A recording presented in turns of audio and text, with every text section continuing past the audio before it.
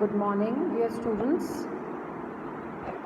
आजकल आप लोगों से मैं आपके हालचाल पूछे बिना ही पढ़ाना चालू कर देती हूँ, क्योंकि बच्चे वीडियोस देख ही नहीं रहे हैं। ये हम आप लोगों से पहले भी रिक्वेस्ट कर चुके हैं कि ये जो वीडियोस बनाए जा रहे हैं ये आप लोगों के लिए बनाए जा रहे हैं, और इसलिए बनाए जा रहे हैं कि आप लोग इनसे कुछ फ़ायदा उठाएँ। 1.5 साल से भी ज़्यादा हो गया है डियर स्टूडेंट्स कोरोना को चलते, और कॉलेजेस भी लगभग बंद ही चल रहे हैं। Educational institutions including schools and colleges सब बंद ही चल रहे हैं।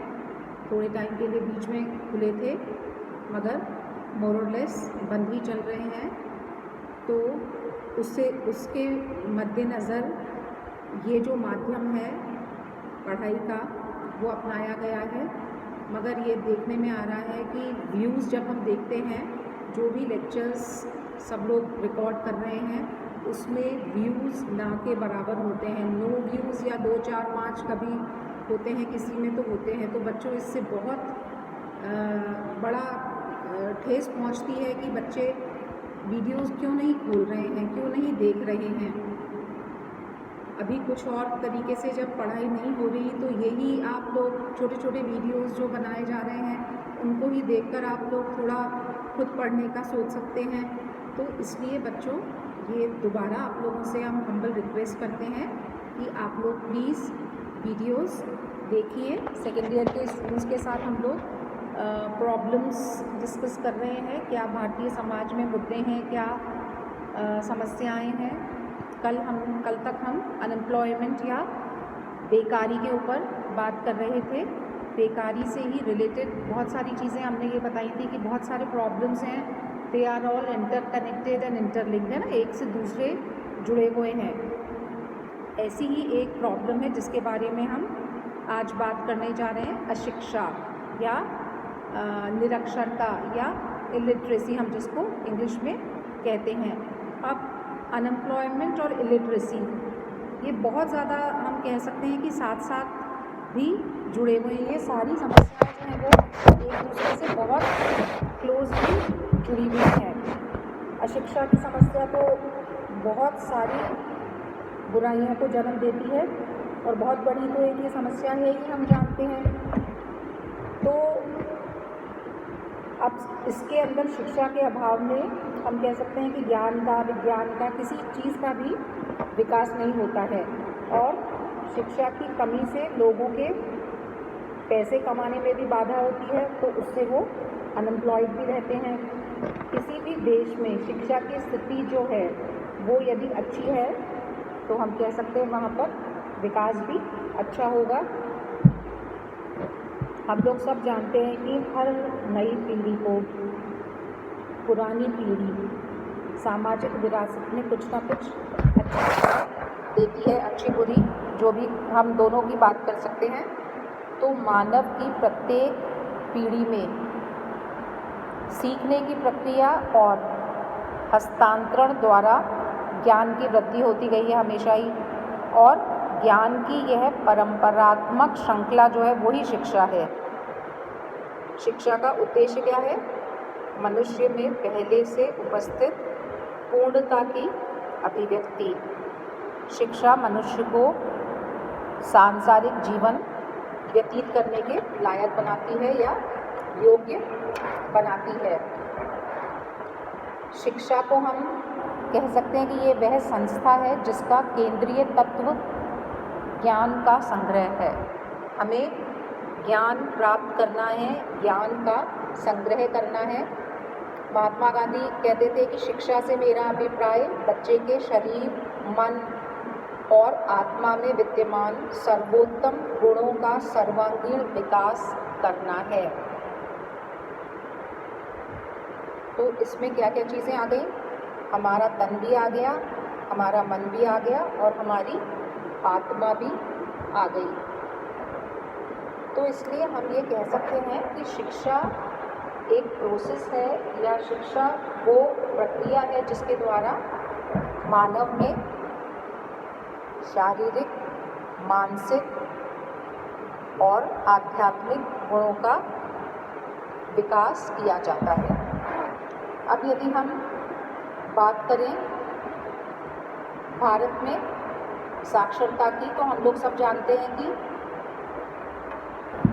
सेंसस जो होता है वो हर 10 सालों में होता है, और हर 10 सालों में मतलब 2001 के अनुसार यदि हम जनगणना आयोग की उसकी बात करें तो वह व्यक्ति साक्षर है जो किसी भी भारतीय भाषा में समझ के साथ लिख और पढ़ सकता है। मतलब लिखना और पढ़ना ये दोनों ही चीज़ें आनी चाहिए। जो केवल पढ़ सकता है मगर लिख नहीं सकता तो उसको साक्षर नहीं मानते हैं, है ना, कि आप पढ़ तो लेते हो मगर आप लिख नहीं सकते हो। तो साक्षर कहलाने के लिए व्यक्ति का किसी स्कूल में औपचारिक शिक्षा प्राप्त करना या कोई एग्ज़ाम पास करना ज़रूरी नहीं है। भारत में अन्य देशों की तुलना में साक्षरों में बहुत अधिक वृद्धि के बावजूद भी बहुत कम है, क्योंकि पॉपुलेशन हमारे यहाँ इतनी ज़्यादा है। इंग्लैंड, रूस, जापान, इसमें लगभग 100% जनसंख्या साक्षर है। यूरोप और अमेरिका में भी 90% और 100% के बीच में है, जबकि भारत में हम कह सकते हैं 2001 के हिसाब से तो 64% ही है। अब थोड़ी सी और इसको हम बढ़ा सकते हैं अगले सेंसस के हिसाब से। अब हम बात करते हैं कि क्या कारण है जो कि अशिक्षा के लिए उत्तरदायी हैं। तो बहुत सारे कारण होते हैं, जैसे हम कह सकते हैं कि वर्ण व्यवस्था है या जाति व्यवस्था है। अब प्राचीन काल से ही भारत में ये वर्ण व्यवस्था प्रचलित रही है, जाति व्यवस्था प्रचलित रही है, और इस व्यवस्था के हिसाब से समाज में हम जानते हैं कि ब्राह्मण, क्षत्रिय, वैश्य और शूद्र, इन 4 भागों में हमने समाज को बांट रखा है। और शिक्षा का अधिकार तो केवल उच्च जातियों के लोगों के लिए ही रखा गया है। तो यही एक कारण था कि जो बाकी का समाज का हिस्सा है वो अशिक्षित रहा। उसके बाद दरिद्रता। अब अशिक्षा है तो उसके लिए गरीबी भी कहीं ना कहीं रिस्पॉन्सिबल है। अब जहाँ लोगों को पेट भर के खाना ही नहीं मिलता है, जनता गरीबी रेखा के नीचे अपना जीवन जी रही होती है, तो उससे हम नहीं सोच सकते कि वो शिक्षा प्राप्त करेंगे, क्योंकि कुछ ना कुछ तो पैसे उनको शिक्षा में भी खर्च करने ही पड़ेंगे, चाहे से स्कूल फ्री हो, कॉलेज फ्री हो। उसके बाद अंग्रेज़ी शासन। हालांकि अंग्रेज़ों ने भारत में प्राचीन धार्मिक शिक्षा के स्थान पर आधुनिक उदारवादी और वैज्ञानिक शिक्षा को प्रारंभ किया था, मगर इस शिक्षा का मूल उद्देश्य क्या था? भारत में अशिक्षा का निवारण या शिक्षा का प्रसार करना नहीं था, बल्कि प्रशासनिक कार्य में सुविधा जुटाने हेतु बाबू वर्ग तैयार करना था। ये हम सब जानते हैं। इसलिए उन्होंने जन शिक्षण के लिए कोई प्रयास नहीं करे और ना ही गाँव में शिक्षा पर जोर दिया। उन्होंने सिर्फ शिक्षण संस्थाओं की स्थापना शहरों में ही करी। तो ये एक बड़ा रीज़न था। उसके बाद वैज्ञानिक प्रगति का भी हम कह सकते हैं कि कम हमारे यहाँ रहा या उसका भी अभाव रहा। विज्ञान धर्म और रूढ़िवादिता के स्थान पर लॉजिक को महत्व देता है, तर्क को महत्व देता है। इससे लोगों के मस्तिष्क का विकास होता है, किंतु वैज्ञानिक दृष्टिकोण एवं प्रगति के अभाव में यहाँ अशिक्षा का साम्राज्य रहा है। एक कारण हम और देख सकते हैं, भाग्यवादी दृष्टिकोण। अब भारतवासी भाग्य में बहुत भरोसा करते हैं। कोई भी चीज़ होगी उसको अल्टीमेटली हम भाग्य पे लाकर रख देते हैं कि अरे इसके तो नसीब में ऐसा ही लिखा हुआ था। तो उनकी मान्यता है कि व्यक्ति को उसके जीवन में उतना ही मिलेगा जितना उसके भाग्य में लिखा होगा। इसलिए शिक्षा ग्रहण करके भी हम क्या कर लेंगे, क्योंकि जितना प्राप्त हुआ है वो तो वैसे भी मिल जाएगा।